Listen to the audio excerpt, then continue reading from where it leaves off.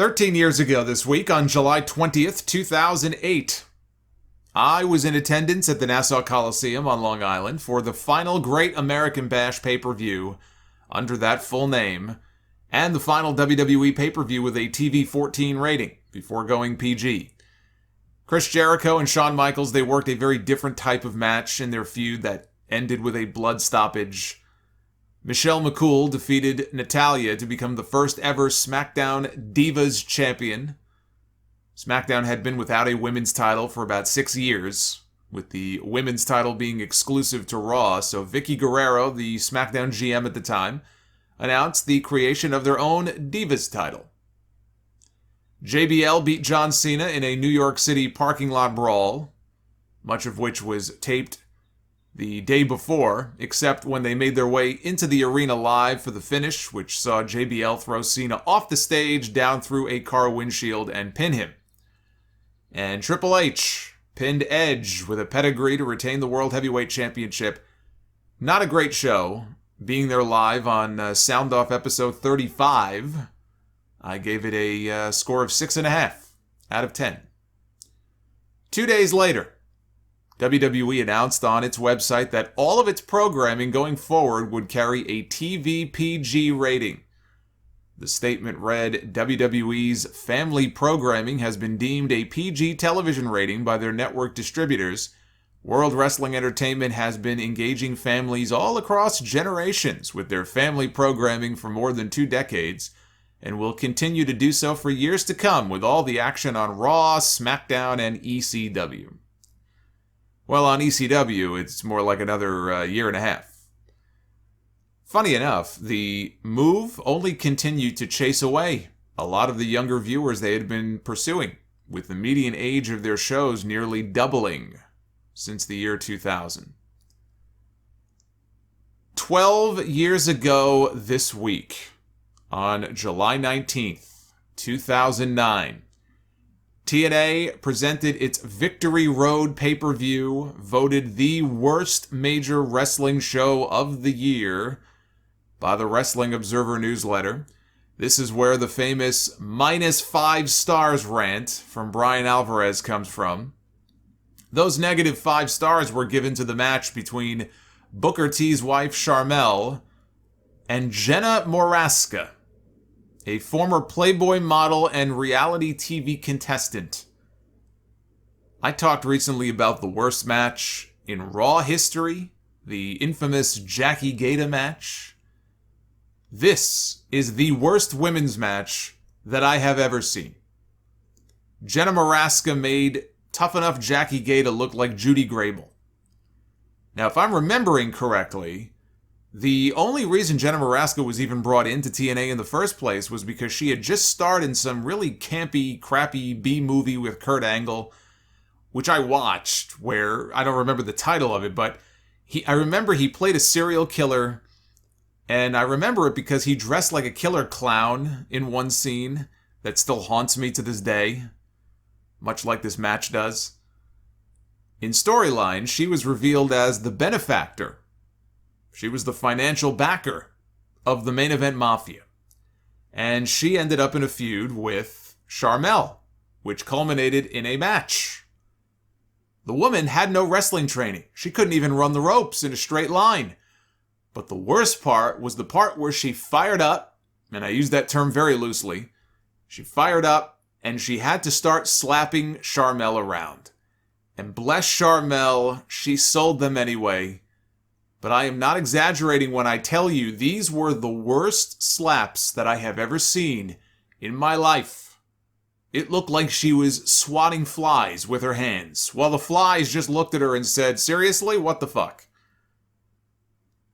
It was so bad you could see one disgusted fan in the front row literally turn his back to the match. Sharmell wrestled in an evening gown for some reason. There were blue feathers all over the ring falling off that thing. It looked like someone hit a peacock with their car going 65 down the highway. Never have I been more turned off by a woman in lingerie. She won the match, Jenna did, while rubbing her lady parts in Sharmell's face for the pin. how Jim Cornette was working for this company at that time, because he didn't get let go, I think, until later on that year. How Cornette was working for this company at that time that this match took place and did not die of a brain aneurysm after watching it is something I will never know. But I decided, I was very curious here, because I haven't heard Jenna Morasca's name mentioned in years. I decided to Google her. I Googled Jenna Morasca to see what she has been up to since her Hall of Fame wrestling career started and ended on the same night. And I found this story from TMZ in 2018. Never a good thing when you hear the letters TMZ, by the way. Survivor winner Jenna Morasca allegedly was so whacked out on drugs that she had to be revived with Narcan, and when she regained consciousness, she bit a cop. Morasca, who was a winner of $1 million on Survivor the Amazon in 2003, was observed unconscious in her SUV at an intersection with the ignition on. This according to the police report obtained by TMZ. Cops were called and they observed a passenger in the car trying to hide several syringes in a large Ziploc bag in her purse. Cops quickly determined that Morasca was under the influence, administered Narcan, and placed her on a stretcher and into an ambulance. According to the police report, Morasca, who has also appeared on Survivor All-Stars and The Amazing Race, tried to bite paramedics on the way to the hospital. An officer entered the ambulance trying to subdue her, and cops say that Morasca bit her on the forearm. She was arrested for DUI and possession of narcotics paraphernalia and will be charged with assaulting a police officer for the incident. She has since denied ever being arrested or being charged with a DUI. She should have been arrested for impersonating a professional wrestler. 10 years ago this week, on the July 25th, 2011 edition of Monday Night Raw, after CM Punk's WWE title win and Money in the Bank, and him walking out of the company without a contract, the title was vacated and put up in a tournament to crown a new champion, with Rey Mysterio defeating The Miz in the finals to win the WWE title for the very first time. Actually, I think the first and only time. He was a World Heavyweight Champion, and then I think this was his only run with the WWE title. That run would only last about 90 minutes because he lost the title to John Cena in the main event that very same night. Only for CM Punk to walk out after the match with his WWE title, returning to television after just 8 days gone. They rushed him right back instead of milking it and having him appear in other places with the title, to really sell the idea that he wasn't under contract, which is what he said he would do in his pipe bomb promo. I figure, well, now you got to have him deliver. Have him show up in Ring of Honor. Have him show up in New Japan. Have him show up at an independent show. Have him go to a Cubs game and take a picture of him sitting with the belt on the seat right next to him. Be creative with it. Have some fun. Not in WWE. They rushed him right back so they could start promoting a champion against champion match at Summerslam. But what a wasted chance to have a little bit of fun with it. But hey, at least Rey got his 90 minutes as champion. I hope he took a picture. It'll last much longer than his reign did. 9 years ago this week, on July 23rd, 2012, WWE presented Raw 1000, which also marked Raw's permanent move to 3 hours weekly. It has now been 9 years of 3-hour Raws, which has only eroded the audience for the show even further. But on this night, they did their best audience since 2009. And they have not topped this number since. More than 6 million viewers tuned in. 6 million viewers.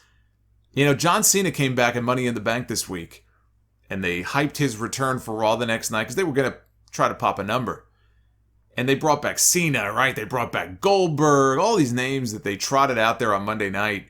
And the audience was up about 20%. Right? And they were touting these numbers. 1.9 million is considered good for Monday Night Raw now. 1.9 million. They did 6 million for Raw 1000. It hasn't even been a decade yet. Unbelievable. But they stacked the show with another DX reunion. They had The Miz beat Christian to win the Intercontinental title. They had a Brothers of Destruction reunion with Kane and The Undertaker. AJ Lee left Daniel Bryan high and dry at the altar during their wedding before being named general manager of Raw. The Rock returned to announce that he would be challenging for the WWE Championship at the Royal Rumble. And CM Punk retained his title over John Cena in the main event. Cena won by DQ when Big Show interfered, making Cena the first person to fail in his Money in the Bank cash-in. And Punk turned heel after the match by attacking The Rock. They also aired a series of Skype videos with Charlie Sheen teasing a match against Daniel Bryan. And according to Bryan, that was the plan for SummerSlam, but it all fell apart. He told Fox Sports in 2015, Sheen was going through a very public breakdown at that time, and somehow WWE brokered a deal for him to perform against me. He taped a couple of videos for Raw insulting me, and even though it was a goofy match to be in, it would have put me in one of the top matches at SummerSlam. Unfortunately, whoever brokered the Sheen deal never got him to sign any sort of contract to do the event. And in typical Charlie Sheen fashion, he bailed. 6 years ago this week, on July 24, 2015, WWE terminated its contract with Hulk Hogan after the National Enquirer and Radar Online published excerpts of a racist rant that was caught on a leaked sex tape from 8 years earlier. He had been talking in the video about his daughter sleeping with the son of a producer that she was working with at the time, who happened to be black. And among the comments, he said that he was a racist to a point, and he used the N-word at least 4 different times in his little rant, at least from the footage that we were able to see. I'll substitute the word brother for the N-word here, since that is his other favorite word. He said if she was going to fuck some brother, I'd rather have her marry an 8-foot-tall brother worth $100 million, like a basketball player. He said, I guess we're all a little racist, fucking brother. WWE gave Hogan the Benoit treatment after this. They scrubbed any and all mentions of him from their website, including their Hall of Fame page. His character was removed from their upcoming video game. Mattel pulled all of their action figures that they had of Hogan from the shelves. Target, Toys R Us, Walmart, they all pulled his merch. He was a judge on Tough Enough at that time, and he was replaced by The Miz. Hogan later went on an apology tour. He said that back in Tampa, in the Tampa neighborhood that he grew up in when he was younger, people threw around the N-word all the time. But many former neighbors of his disputed this and said that they had no memory of that word being thrown around as liberally as he claimed. It took a few years, but eventually WWE did welcome him back into the family. But the Boo Birds, they still follow him around as they did this year at WrestleMania. And 5 years ago this week, on July 25th, 2016, a very eventful episode of Monday Night Raw from Bret Hart's favorite city of Pittsburgh, Pennsylvania. 1 week earlier, Finn Balor had been drafted from NXT to the Raw brand, and this was his first appearance on the show, competing in a fatal 4-way match against Cesaro, Rusev, and Kevin Owens to qualify for the right to challenge for the newly created Universal Championship. Balor won his match, Roman Reigns won his qualifying match, and in the main event that night, his very first night on Raw, on his 35th birthday, Finn Balor pinned Roman Reigns to advance to SummerSlam, where he would beat Seth Rollins to become the very first Universal Champion. A reign that lasted all of 24 hours. When Balor was injured during the match, he had to take time off, so he was forced to come out on TV the next night and vacate the title. Also on this show, Sasha Banks won her first main roster women's championship, what would later become known as the Raw Women's Championship, in an excellent match against Charlotte Flair. Her reign would only last through SummerSlam before losing it back to Charlotte. Nia Jax made her main roster debut with a quick win over a young up-and-comer named Britt Baker. And James Ellsworth made his WWE debut, getting squashed by Braun Strowman, but not before making a lasting impression with his pre-match in-ring promo, talking about how any man with two hands has a fighting chance.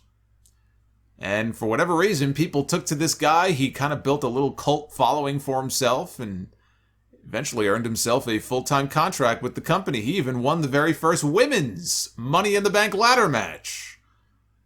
I mean, I know they acknowledged Carmella as the winner. He was doing it on her behalf, but it was Ellsworth who retrieved the briefcase, and as far as I'm concerned, that makes him the winner.